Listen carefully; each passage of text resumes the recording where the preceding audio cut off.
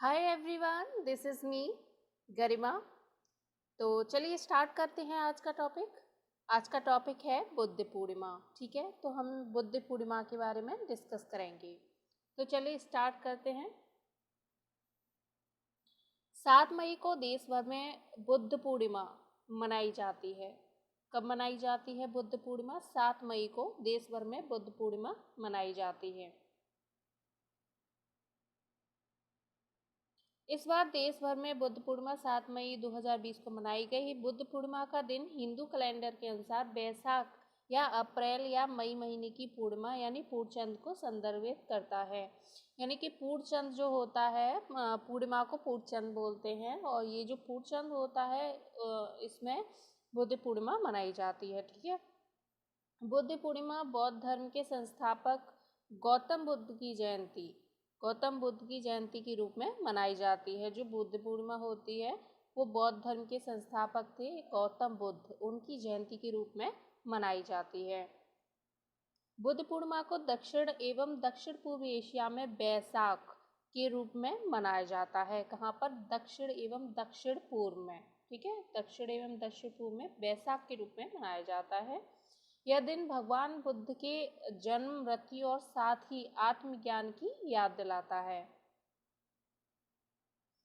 गौतम बुद्ध का जन्म 563 ईसा पूर्व में कपिलवस्तु के लुम्बिनी नामक स्थान पर हुआ था, जो भारत नेपाल सीमा के पास स्थित है।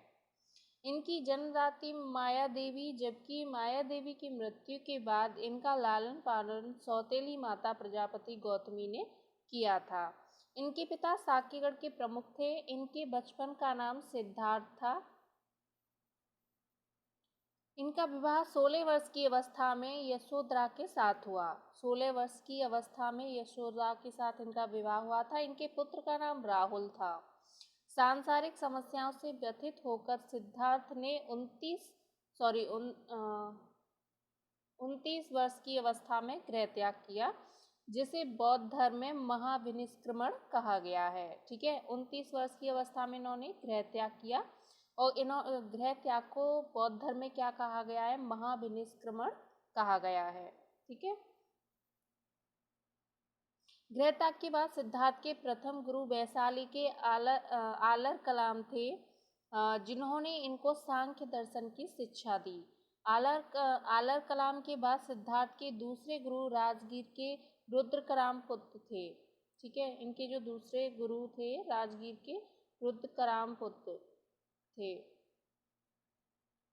6 वर्ष की कठिन तपस्या के बाद 35 वर्ष की आयु में वैशाख पूर्णिमा की रात को निरंजना नदी के किनारे पीपल के वृक्ष के नीचे सिद्धार्थ को ज्ञान की प्राप्ति हुई थी। कहाँ पर? वैशाख पूर्णिमा की रात को निरंजना नदी के किनारे पीपल के वृक्ष के नीचे इन्हें ज्ञान की प्राप्ति हुई थी, जिसके बाद सिद्धार्थ गौतम बुद्ध कहलाए, और वह स्थान बोध गया के नाम से प्रसिद्ध है। बोध गया के नाम से प्रसिद्ध है, जहाँ पर उन्हें ज्ञान की प्राप्ति हुई थी।